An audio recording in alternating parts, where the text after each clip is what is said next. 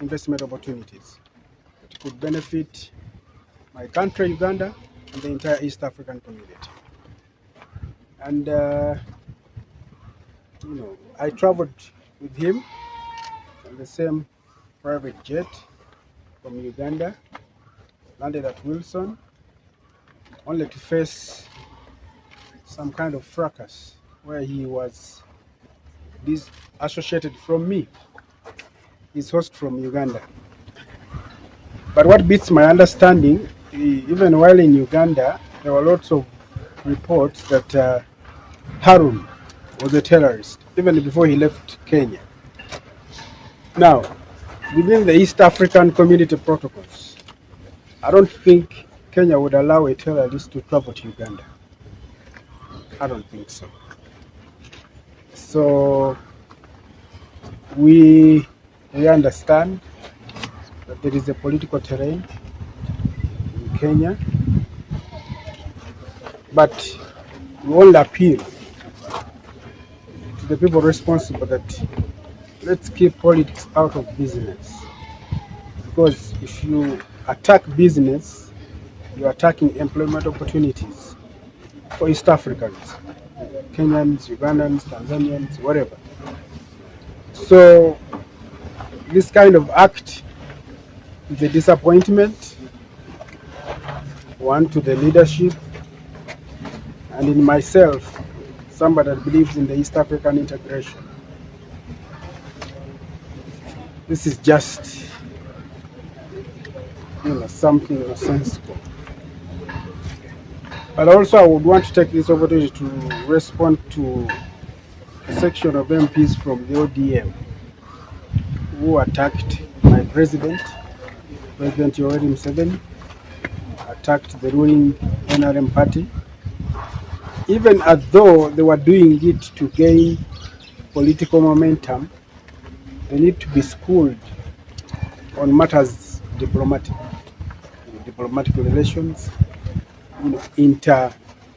interstate relations, because you don't attack the person of the President of the Republic of Uganda. You don't attack the ruling political party because you want to make news. Otherwise, that can turn out to be a serious diplomatic blunder. But for this purpose, I would want to be on record. I myself, Dr. Paul Bamutaze, invited Harun to Uganda to do something similar that he was trying to do for Kenyans since 2018, because we believe in one community. We believe in a wider East African integration. We don't want to believe in tribes, small units of politics here and there.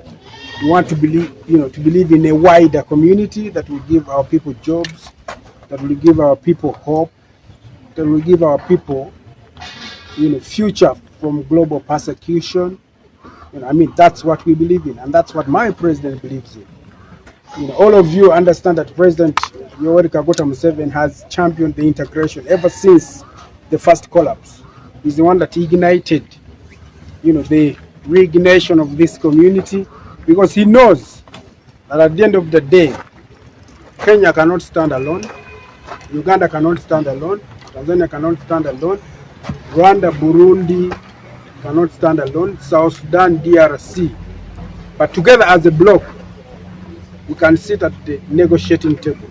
That's the vision of my president, and I'm sure all of you here have been following President Museveni and his vision for one East Africa, at least one East Africa, even when the wider integration of Africa is at stake.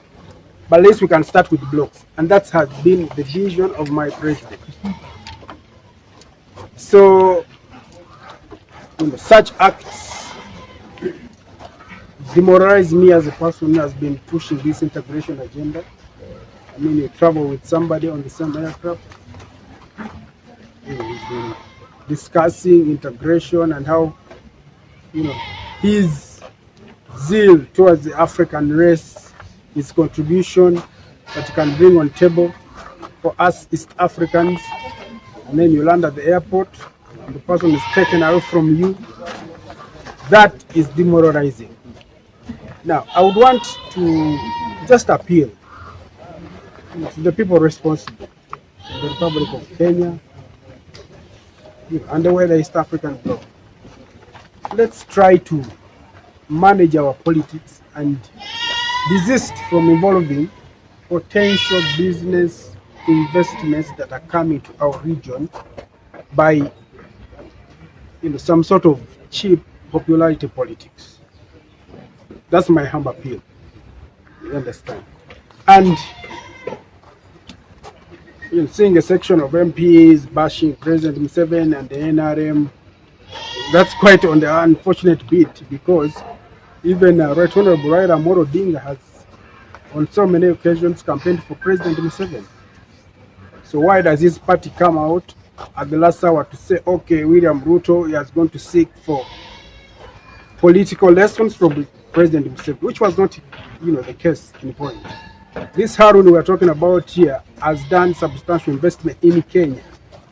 So if there is an extension to Uganda, what does it make our Kenyan brothers and sisters hungry? We are one region. What this guy is doing in Kenya, he just wants to replicate in Uganda, such that even we, our brothers, your brothers and sisters, we benefit. There is nothing. There's nothing strange. I heard so many people say that a deputy president who is preaching bottom up is taking investors from investing from Kenya to Uganda. But for your own information, this investor has done a lot here in Kenya. Uganda was just an extension of his vast kind of what is in his account. Okay, if Kenya can hold this much, the rest I can take to Uganda. So I shouldn't see any glitch or any conflict of interest in that kind of arrangement. So there is no issue. Kenya and Uganda have enjoyed diplomatic relations. I doubt, highly doubt, the Kenyan people can identify a terrorist and clear that terrorist to go and mess up with their brothers and sisters in Uganda. I highly doubt. I highly doubt. So I traveled with Harun. If he was a terrorist, my security from the Ugandan government would have deterred me from traveling with him if he was a terrorist. So some of these things that we are witnessing might be short-lived, but we need to look at the impact, and to be particular the negative impact that they are bound to cause to our region, the East African region. I'm not analyzing this as Ugandan or Kenyan or whatever, but I want to see this in the perspective of the region. And one thing I want to assure you Kenyans, you see, for us in the wider East African community, we look forward to you guys. But if only you people could get away from this cheap tribal politics, then Kenya is the next thing.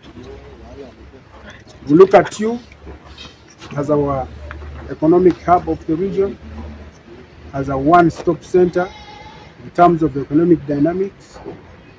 But one thing we request you is don't let us down, because a credible government, before concluding on anything, they will do thorough investigation.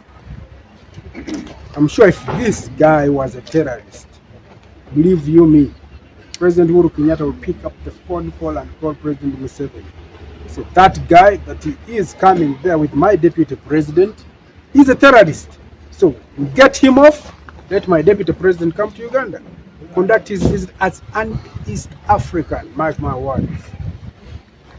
So even with the little progress that we're trying to make, advancing to regional integration, political federation, these are some of the small glitches that make us lose hope.